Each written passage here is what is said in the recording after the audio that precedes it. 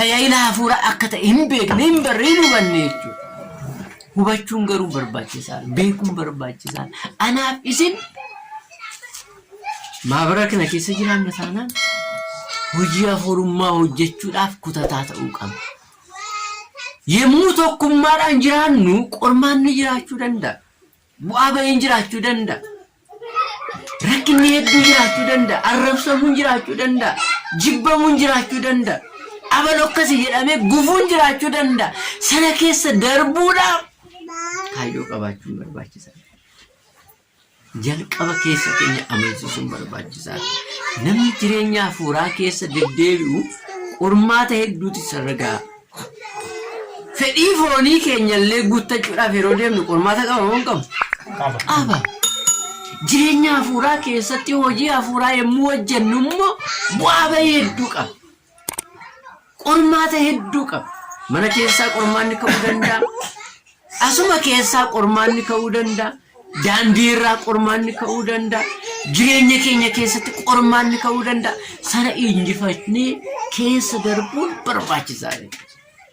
Sana yoo injifannedha tokkummaan keenya wal ga'uun keenya akka qulqulluun daawis jedhetti gaarummaa kan inni qabaatu. Gaarummaa kan inni qabaatu.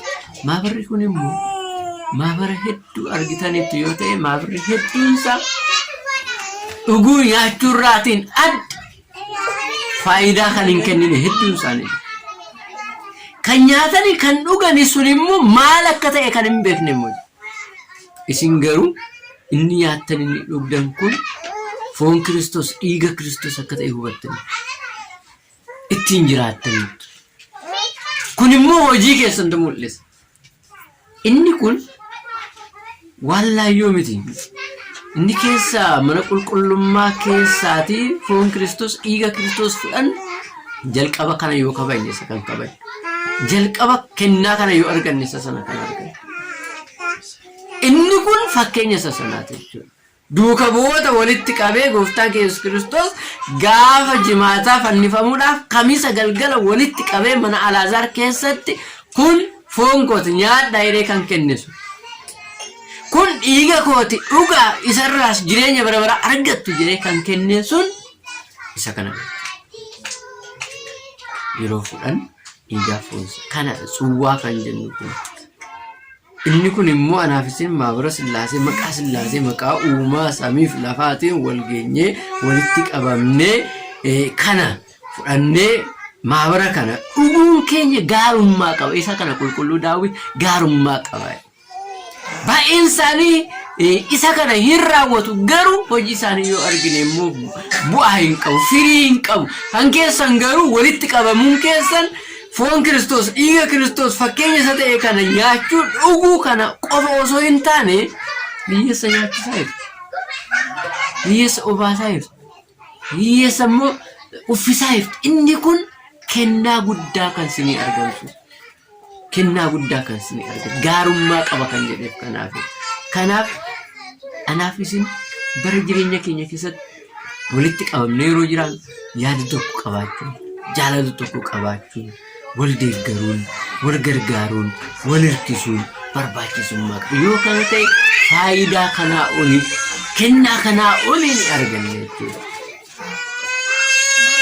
Amma maabara kana akka ani dhaga'utti hojii guddaa hojjeteera. Hiyyeessa nyaachisuu obaasuu qofaa miti mana qulqullummaa hedduu hojjechiisaa jiru, ijaarsisaa jiru. Kun kennaa guddaa walitti qabamanii jiraachuun gaarummaa qaba kan jedheef kanaaf. Walitti kan qabaman immoo hedduutu jira. Garuu faayidaa tokkollee kan hin buusne. Kun maal inni yaada tokko waan hin qabneef isaan. Laphee tokko akka duuka bu'ootaatti waan hin qabneef isaan. Isinis yaada tokko isa qabdan kan laphee tokko isa qabdan kana qabatanii jiraatanii ittiin kanaa ol hojii kanaa ol hojjechuun barbaachisaadha. Eebba qulqulloota argachuun barbaachisaadha. Hojii qulqullootaa hojjechuun barbaachisaadha. Kennaa qulqullootaa argachuudhaaf karaa daandii qulqulloonni deeman sana deemuun barbaachisaadha. Karaa daandii qulqullootaa duuka bu'ootaa deemuudhaaf immoo maal barbaachisaa? Cimina barbaachisa. Obsa barbaachisa. Jabina barbaachisa. Maaliif isaan akka laayyootti keessa hin deemne seefii keessa darbanii bishaan danfa keessa darbanii ibidda boba'u keessa darbanii sana keessa darbanii tuni gonfoo jireenyaa kan isaan argatan.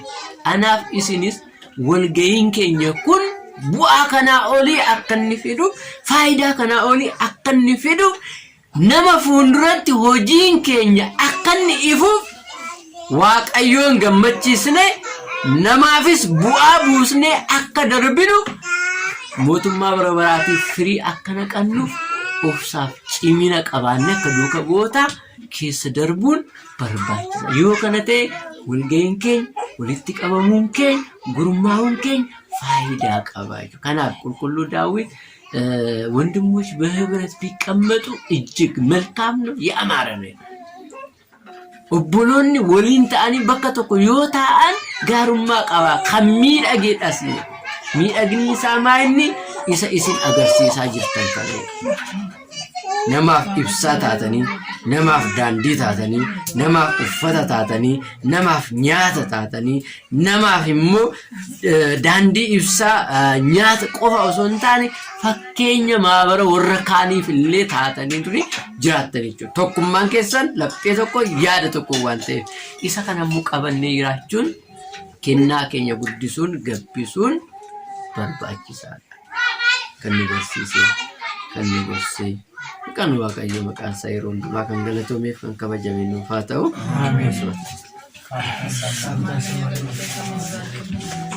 Kan nu barsiisan kan nu gorsan barsiisaa keenya Waaqayyoon sagalee jireenyaa isaan dhageessisu ganamarraa eegalanii barumsa bal'aa mana amantaattis kan isaan tajaajilaa turanii egaa Waaqayyootiif galanni haa ta'u.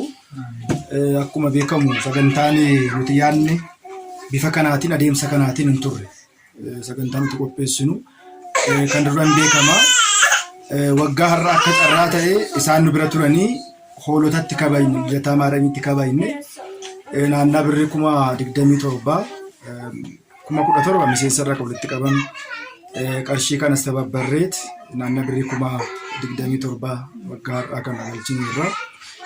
Mana amantaa Amaanu'eel irratti immoo naannaa uffata 12 daa'imoota hodhiisnee naanneerra har'aatiin guyyaa lammaffaadha. Gara Sayyoos nufaa deemanii karaa maabara kanaa tajaajilaniiru isaan ni yaadadha.